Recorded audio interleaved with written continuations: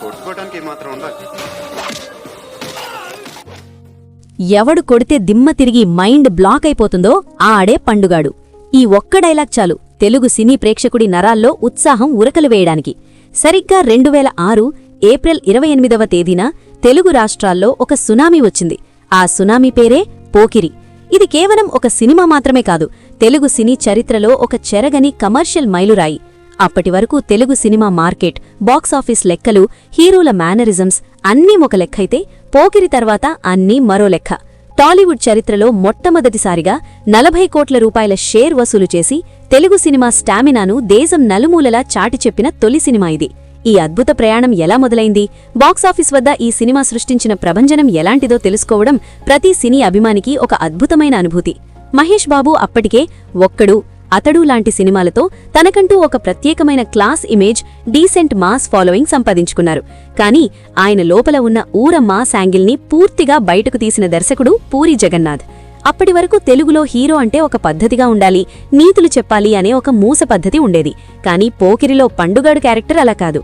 పైకి చూస్తే ఒక రౌడీ, డబ్బుల కోసం ఏమైనా చేస్తాడు, అడ్డమైన పనులు చేస్తాడు. కానీ ఆ పాత్ర వెనుక ఉన్న ఇంటెన్సిటీ, అందులో ఉన్న ఒక తెలియని నిజాయితీ ప్రేక్షకులను కట్టిపడేసింది. ఎప్పుడొచ్చామన్నది కాదన్నయ్యా, బుల్లెట్ దిగిందా లేదా అంటూ మహేష్ బాబు చెప్పిన ఆ డైలాగ్ అప్పట్లో యువతకు ఒక మంత్రంలా మారిపోయింది.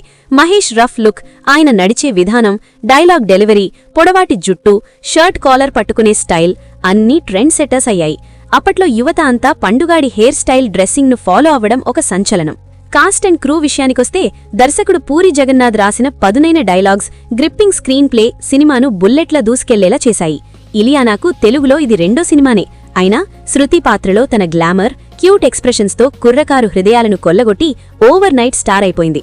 ఇక విలన్ ఆలీభాయ్గా ప్రకాష్ రాజ్ నటన సినిమాకు ఒక ప్రధాన బలం. మాఫియా డాన్గా ఆయన బాడీ లాంగ్వేజ్, డైలాగ్స్ విలనిజాన్ని ఒక కొత్త స్థాయికి తీసుకెళ్లాయి. బ్రహ్మానందం బ్రాహ్మీ పాత్ర, అలీ బెచ్చగాడు, నాజర్, సూర్యనారాయణ, ఆశీష్ విద్యార్థి, పాస్వాన్, షాయాజీ షిండే, సయ్యద్ మొహమ్మద్ ఖాదర్ ఇలా ప్రతి ఒక్క నటుడు తమ పాత్రలకు పూర్తి న్యాయం చేశారు. ముఖ్యంగా బ్రహ్మానందం, అలీల కామెడీ ట్రాక్ సినిమాలో ఎంత నవ్విస్తుందో కథలో అంతే కీలకంగా మారుతుంది. ఇక ఈ సినిమాకు ప్రాణం పోసిన మరో వ్యక్తి మెలడీ బ్రహ్మ మణిశర్మ. ఆయన అందించిన సంగీతం, బ్యాక్గ్రౌండ్ స్కోర్ గురించి ఎంత చెప్పినా తక్కువే. గలగలా పారుతున్నా, దేవదేవుడమ్మ, డోలే డోలే, జగడమే, చూడొద్దంటూనే, ఇప్పటికైనా ఇలా ఆల్బంలోని ప్రతి పాట ఒక చాట్ బస్టర్. ఇక మణిశర్మ అందించిన BGM Mahesh Babu elevation సీన్స్కు goosebumps తెప్పించింది. థియేటర్లలో ఆ బీజిఎం మోగుతుంటే పేపర్లు ఎగరవేయని ప్రేక్షకుడు లేడంటే అతిశయోక్తి కాదు.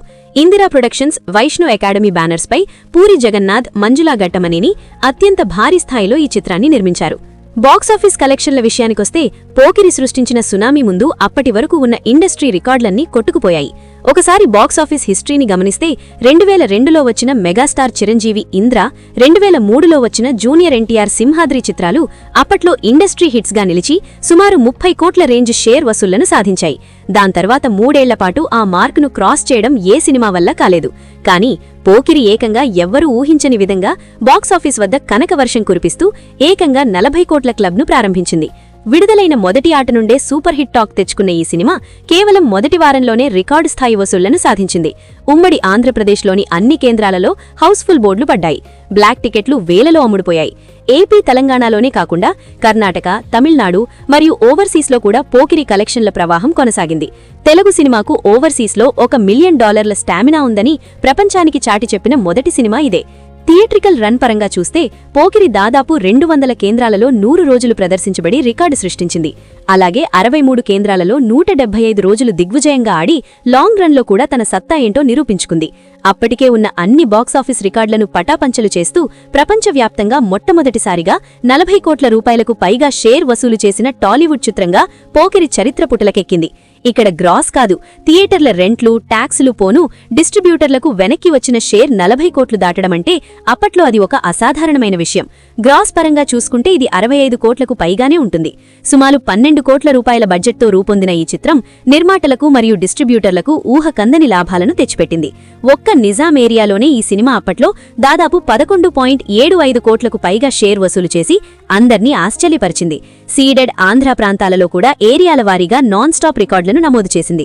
పోకిరి సాధించిన ఈ అద్భుతమైన విజయం తెలుగు సినిమా మార్కెట్ పరిధిని అమాంతం పెంచేసింది.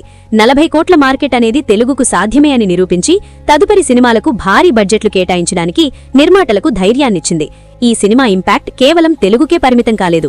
దీనిని చూసిన ఇతర భాషల స్టార్ హీరోలు తమ భాషల్లో రీమేక్ చేయడానికి క్యూ కట్టారు. తమిళ్లో విజయ్ హీరోగా పొక్కిరి పేరుతో ప్రభుదేవా దర్శకత్వంలో రీమేక్ కాగా అది అక్కడ కూడా ఇండస్ట్రీ హిట్గా నిలిచింది. హిందీలో సల్మాన్ ఖాన్ హీరోగా వాంటెడ్ పేరుతో రీమేక్ చేయబడింది. సల్మాన్ ఖాన్ కెరీర్ అప్పటికే ప్లాపులతో బాగా డల్గా ఉండగా వాంటెడ్ సినిమా ఆయనకు బ్లాక్ బస్టర్ హిట్ ఇచ్చి బాలీవుడ్లో ఆయన సెకండ్ ఇన్నింగ్స్కు పునాది వేసింది. కన్నడలో దర్శన్ హీరోగా పోర్కీగా, బెంగాలీలో రాజోటియాగా ఇలా ఏ భాషలో రీమేక్ చేసినా పోకిరి కథ అక్కడ కాసుల వర్షం కురిపించింది. ఒక రీజనల్ సినిమా పాన్ ఇండియా స్థాయిలో ఇన్ని ప్రకంపనలు సృష్టించడం బహుశా పోకిరితోనే మొదలైందేమో. అండర్ కవర్ కాప్ అనే కాన్సెప్టుకు అద్భుతమైన కమర్షియల్ హంగులద్ది ఆఖరి 10 నిమిషాల ట్విస్టుతో ప్రేక్షకులను సీట్లలోంచి లేచి నిలబడి చప్పట్లు కొట్టేలా చేసిన ఘనత దర్శకుడు పూరీ జగన్నాథ్దే. ఒకసారి కమిట్ అయితే నా మాట నేనే వినను అనే డైలాగ్ ఇప్పటికీ ఎక్కడో ఒకచోట వినిపిస్తూనే ఉంటుంది.